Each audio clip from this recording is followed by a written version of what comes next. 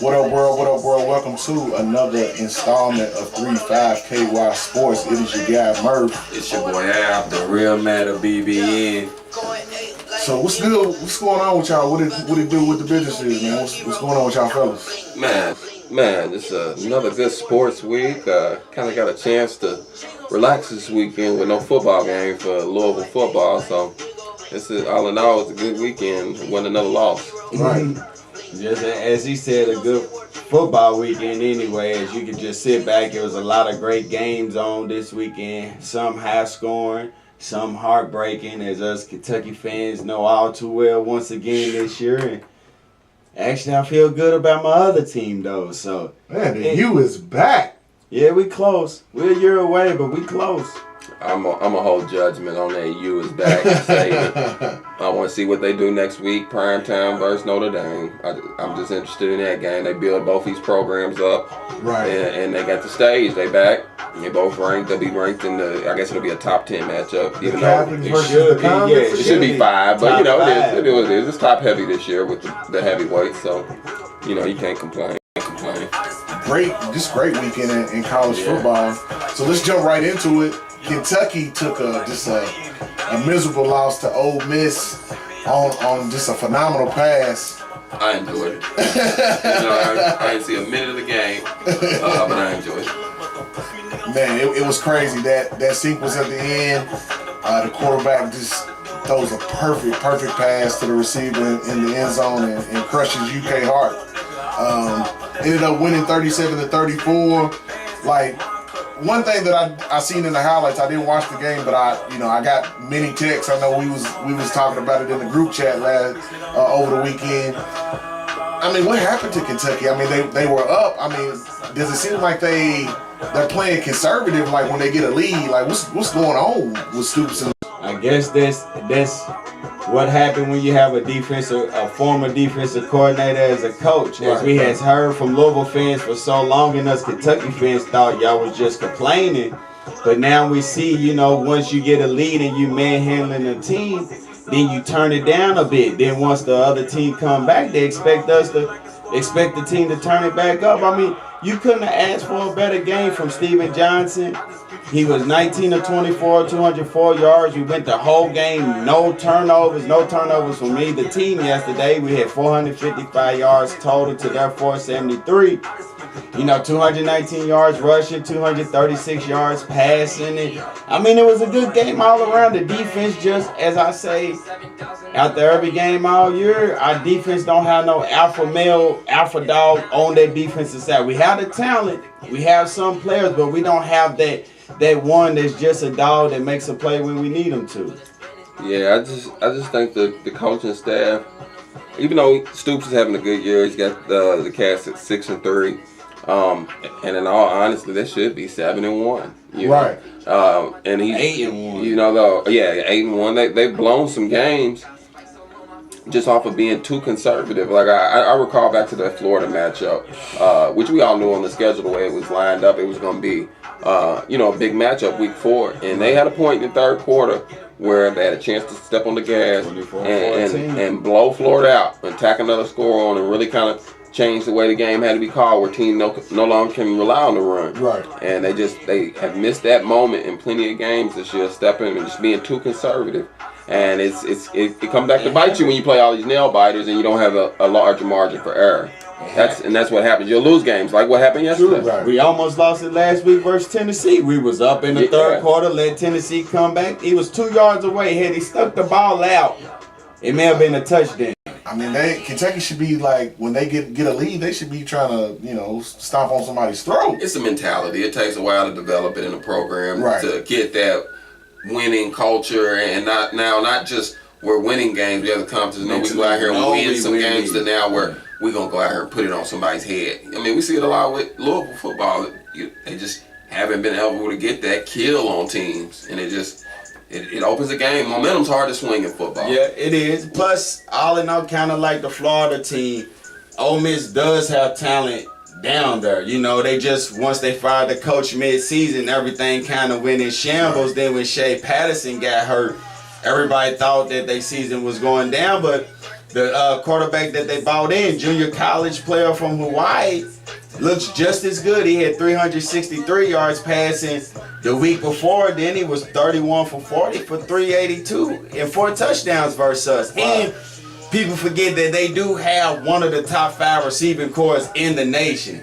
Like they have really good stuff. Yeah, AJ Brown is probably, when he leaves after his junior year, he's a sophomore this year. Number 1 on their team, was a top 10 player coming out of high school. The dude that caught the pass was a freshman that won the game. TK Metcalf was a top 150 player. So the talent's there. It's just mentally, if they play or if they not go play. And yesterday they came to play. What positive did you see?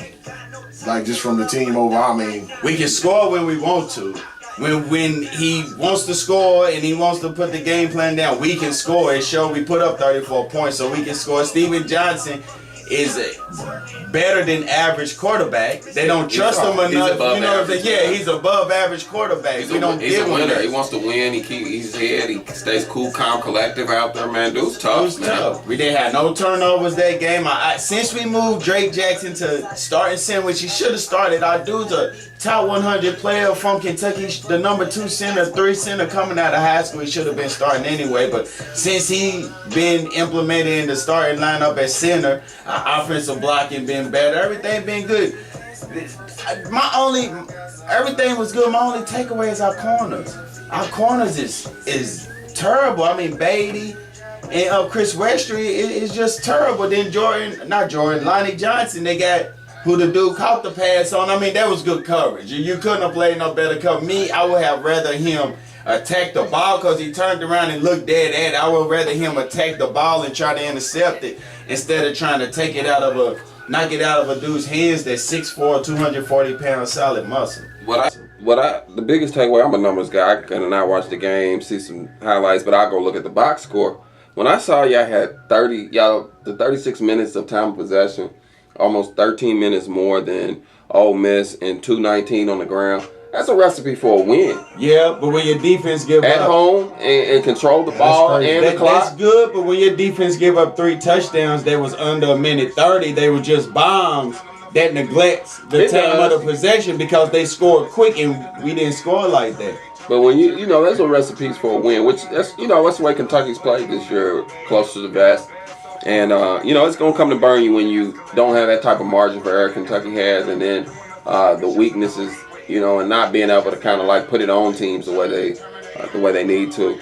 We were talking earlier about they sure could use Jeff Badette, the 5th-year senior? Yes. And transferred to Oklahoma. He's been playing with Baker Mayfield and make quite a few, Sports Center top 10 highlight plays downfield.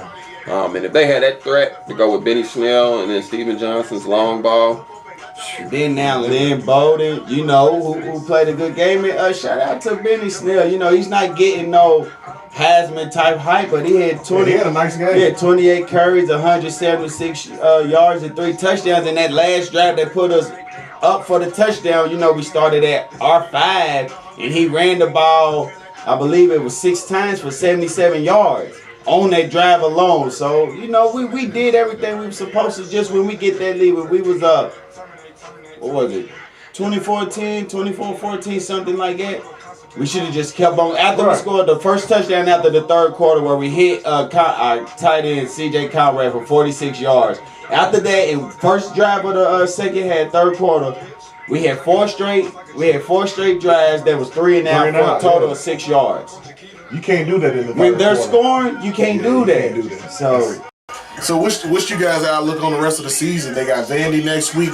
Then you got Georgia, one of the best teams in the country. Number 1 team in the country. Oh man. Better playoff break. I know. I'm just saying. That's a statement though. They put them number 1 over Bama. Yeah. For real in the college playoff. That's another thing I want to say, because when they showed the victories versus top 50 teams, Miami got 6 victories versus top 50 teams, and Georgia only had 4. But they say Miami ain't playing nobody. But my outlook on the last 2, I'm thinking 2-1, hopefully 3-0. But realistically, with how our defensive played, it's more like 1-2, because the Louisville game is still Lamar Jackson still a fact, and we don't do good with running quarterbacks. Vanderbilt ain't no slouch though. They beat Western Kentucky, I think, over the weekend.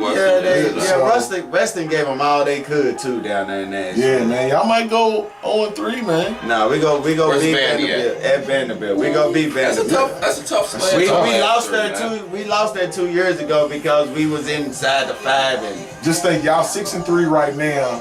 What the narrative will be in the next 3 weeks if we 6-6. If y'all still going bowling at all. I mean, they're going bowling. They got that 6 wins. They got 6 wins, but it's a difference between bowling. Yeah, we was looking at a New Year's Day. Yeah, after this game this weekend, I think that's gone. Having one of those bigger bowl games. I mean, we had a chance to literally be 10-2. Like it's. But still, at the end of the day, as a Kentucky fan and being realistic, we still are in uncharted territory. We're not used to being 6-3 at this point in the season. I want to say they said this the first time in the SEC East history that like Miami, South Carolina, Vanderbilt, somebody else was all bowl eligible before November. So it's interesting. I'm hoping we can play devil's advocate and y'all need that win to go bowling, and I hope not, man. Hopefully we take care of business this week. Man, I don't know. I think that's going to, if we go into that situation, that's going to be. That turns the game up. Hype. Yeah, that's going to call for a great game. So that may happen. But I'm proud as a Kentucky fan. We're going bowling. We 6-3. I'm holding out like Stoops overall as a coach. I'm not highly impressed because we have too many breakdowns. And so, every game we always have like 2 possessions where we have 10 players on the field. I don't know how that happened. But just long story short, he's just like he lacks some of the organizational and game feel. Yeah, he's not his brother Bob. Yeah, that coaches possess and need to possess. You know, he's it's kind of scatterbrained. You know, he keeps that little dumb look on his face. But I'm gonna say the same thing when you look at him. He looks so lost out there, especially at the end of the game when the pressure's on him. Look like he's seen a ghost or something. Yeah, it's just like you responsible for this stupid shit that goes on at times. Like when there's 10 guys on the field, it's repeated habits. Like you definitely have to change. So Kentucky plays Vanderbilt next Saturday, 4:00 in Nashville. What's Saturday? This coming Saturday. See what happens down there in Vandy. It was a great weekend in college football. To me, in my opinion, this is probably one of the best weekends. Just game after game after game. It's turning up now. The playoffs have been released, so now it's added pressure on these teams. Now, just trying to play spoiler. You know. You can see it like it's a little tighter now. Once we saw it last year with Louisville when they were included in that first playoff. Now you got something else on your mind. You just can't just go to the game and play. Now you know we in the hunt for a national championship. Be last man standing. And every team that's not in that contention is going to give y'all better than average effort when they play y'all. So that's a great segue. Is the U back? Is Miami back, man? We a year away, but I would take this at this point. I love it. What I seen last night made me more confident than the past 7 games going in, even though we won. But like that North Carolina game last week, we should have blew them out, but we struggled with that. Yesterday, Malik Rozier turned down on his interceptions. We good. Our defense is back. It looked like the OU defense, and I'm feeling the turnover chain we got on the sideline. That's clean right there. That brings back to me. That's what made me think about Miami being back. That brings back the swagger it gives you that feel. Yeah, you see A-Rod with the chain up in the box. Man. They ain't part of Miami. They ain't gone. But you know, we beat number 13 Virginia Tech. They did 28-10. When a lot of skeptics out there was picking Virginia Tech to win, but I mean Miami dominated that game. 429 total yards to 219. We ran for 219 rushing. Travis Homer, the sophomore, did. What's so crazy is all our players that's getting like majority of the snaps is sophomores. From our quarterback Malik Rozier, redshirt sophomore, but our running back Travis Homer is a sophomore. Then on defense, all our studs is sophomores. From our linebacker core to our linemen. So the future's nice. The future's real nice. This is the old. I'm still out on Mark Richt. But it's easier for him to win at Miami than it was at Georgia because there's no Alabama. Navigation-wise, it's a lot easier to get Miami in an ACC championship game. And in the playoff, you win that, you good. And look at second year, look at Miami. Yeah. Same players Al Golden basically recruited, minus the sophomores. That's Al Golden's team. Definitely changing the culture down there. Yeah, it looked like what I grew up on. There was some other big games around the country this weekend.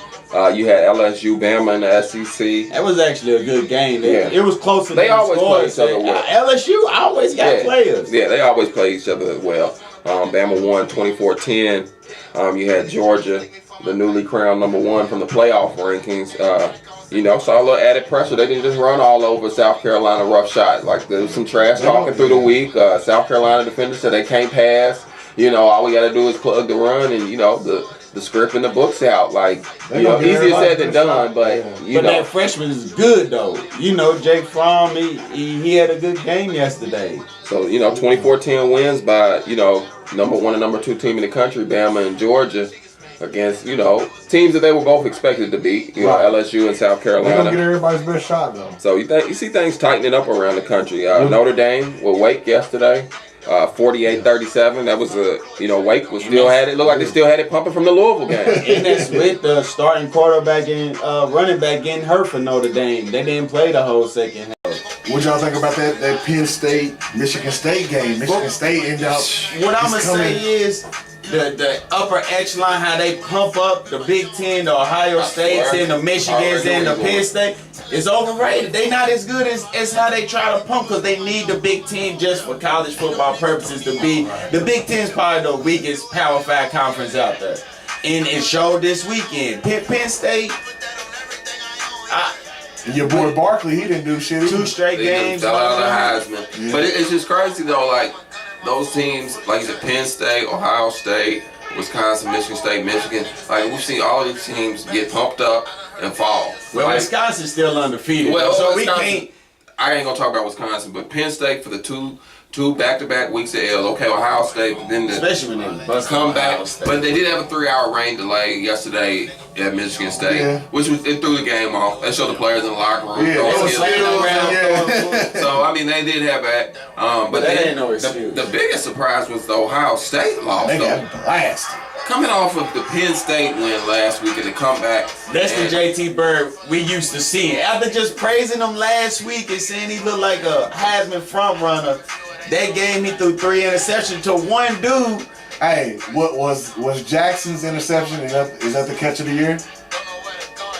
To me, that's the best I've seen. Yeah, that one in Kentucky was tough, but just the way that was and the way his body went backwards to catch it in one hand, and the game was showed out. Yeah, three interceptions. Yeah, that was they gave up 55 yeah, that's to Iowa. I mean, Iowa's good, but they gave up 55 to Iowa. What? 55? 55-24. Oklahoma State gave up 62 to Oklahoma, man. Like, but they kind of knew there was going to be a high-scoring game. Neither one of them teams, nobody in the Big 12 really got defense anyway, kind of besides TCU. But it just shows you the parity in college football, man. It's thin lines, man, and it brings me to something that's opened up. It doesn't mean that it's an individual award, but you got a chance to make history. But with these players losing and the stage kind of there, everybody's coming back to the pack with, you got who you want crown. So right now, as far as the Heisman goes, Saquon Barkley, who looked like the favorite, 2 weeks ago. Locked, 2 weeks ago. If he could have, led Penn State on to where now he's come back. Every what I mean? Football, every real football, honestly, though, even like on the Kentucky board, on national boards, when like they talked about college football player, everybody gives it to Lamar Jackson. And a lot of people is baffled that they're not even talking about him when. They're starting to, there's some serpent heads are starting to like, why isn't he being mentioned? Yeah. They said his numbers are as good as last year. Why isn't he even better? Yeah. So he deserves to be in that conversation. And I saw a little stat saying that there's been Heisman winners that have had 4 losses. So there's been 4 Heisman winners to have 4 losses or more. So there's precedent for a quarterback or a player able to win the Heisman on a what team you that's think not he has doing to as do well. over these next What couple he of weeks been doing? to Show out and keep Do it what going. he been doing. we got to win though too. I mean, wins would be nice, but He do show what out. he been doing. Wins would definitely be nice. They're winnable games. You know, he should win them. 2 home games and a rival game against Kentucky, and we got 5 wins right now. Right. You gotta salvage the season. No, ain't none of them guaranteed though. No guarantees. We gotta come out and play better football. If your defense is like y'all say it is, then y'all know the Syracuse game ain't gonna be easy at all. Cause Syracuse. I'm just glad we get them at home. Yeah, that's the good. If it was I mean, for the way we've been playing, it doesn't mean really much. don't matter. But going up to the Carrier Dome right It now, would've been- it would have been better. we don't need to be going to the Carrier Dome right been now. ugly. For real. So we've been talking about the college football playoff rankings are here. What did y'all think about the first set of the actual rankings? Did they make it the right choice? I mean, Notre Dame always gets an extra bump Just because they're Notre Dame. because it's But that loss was to the number 1 ranked team right. though. So they got 20 to 19, so it was just Miami can handle that for us this week, so it's all good. I'll take it. Georgia, Bama, Clemson, and then Notre Dame and Miami, and that'll all work itself out. Now we know Ohio State and Penn State's not in Yeah. there. Wisconsin and Miami's moving up, and both of them have the last 3 games. Both of them should run the table. If Miami win next week versus Notre Dame, they got Virginia at home, and then they got at Pitt. And I believe Wisconsin had the bottom tier. I believe it was like they beat Indiana yesterday, so I don't want to go out and say who, but I know they don't. They have one of the weakest remaining 3 games of the Big Ten teams to where they can win now. And then Oklahoma is still alive, but their win against Ohio State doesn't really look that great with the inconsistencies now that Ohio State showed this year. So I mean, it's pretty much Georgia, Bama, Clemson, Miami, Clemson basically will play a de facto playoff game if they make it to the ACC championship, and that will propel one of them. There's 3, then the 4th one. Do y'all think at the end of the season? Here's a question I'm thinking though. Georgia, Bama are on a collision course for the SEC championship. Loser it won't unless there's somebody else. It really won't matter. But it won't matter because they're both That's will be what I'm one. saying. They both They should be gonna be 1 and 2 going. It kind of like the year when who was it? Auburn beat Alabama. And then they played for Florida, whoever was beat Alabama, then they played for the championship and Florida beat them. They're going to play 2 Because times. it's like basically a 5-team race, 5 to 6 team race right now. It's 3 teams. I'm just saying as far as just playoff contention, where you got Georgia, Bama, Notre Dame, Clemson, Miami, Wisconsin, and Oklahoma. So that's honestly and maybe TCU outside of one loss. Outside of everybody else taking L's, which the Notre Dame, Clemson, Miami will work itself out. Let's go work out. So it'll be down to basically 1 slot left. If that, as long as those teams don't just take these crazy losses here at the end of the year. And Oklahoma play TCU this weekend coming up, so that's a top 10 game right there, maybe top 5. Because Oklahoma has little room for error as far as if they lose a game, because just the Big 12 is not, they're not respected very well in the rankings. They left them out They score, but they don't. Yeah, they left them out before, and they'll do it again. Maybe somebody out west. I don't know where. If USC's the only one that got a chance. They got to win out though. Man, see the Louisville connection to Oregon out there. Man, they got blasted. Oh man, 38. On the road at Washington, man. But that ain't his team. And I think they know. And that's why he was in there. But that goes to show the coach before what he left him in Oregon.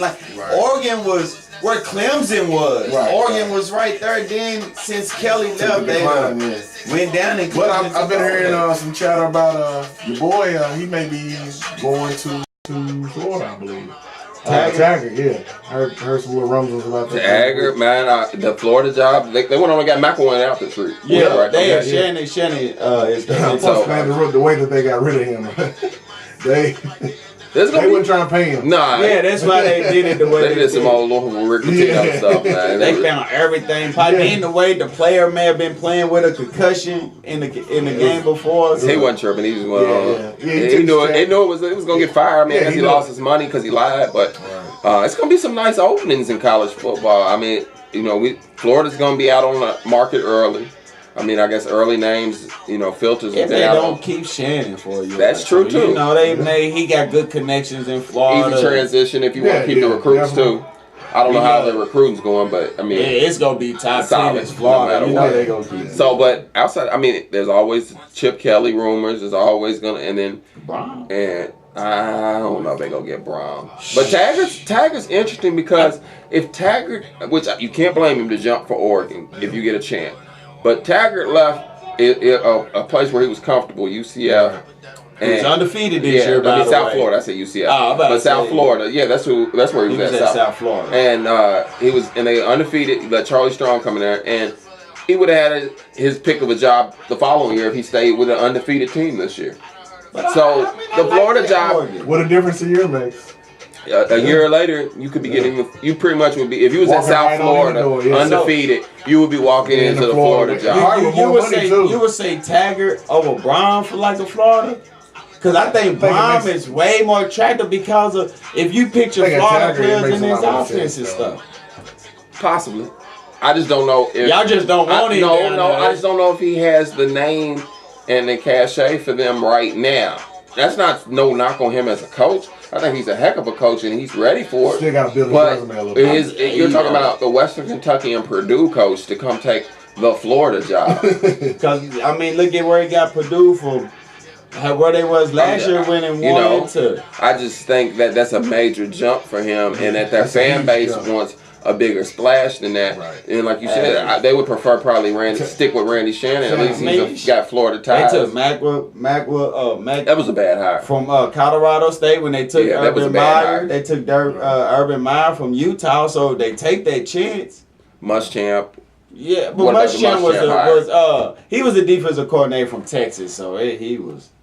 So still a lot of great football to go. Three more weeks of it's just heating up with the playoffs. Playoffs coming out. It's just heating up. A lot of great football. Next week games, you got number 12 Washington versus number 18 Stanford, number 24 Michigan State versus. These are the rankings as of yesterday. Number 3 Ohio State, number 11 Oklahoma State versus number 14 Iowa State.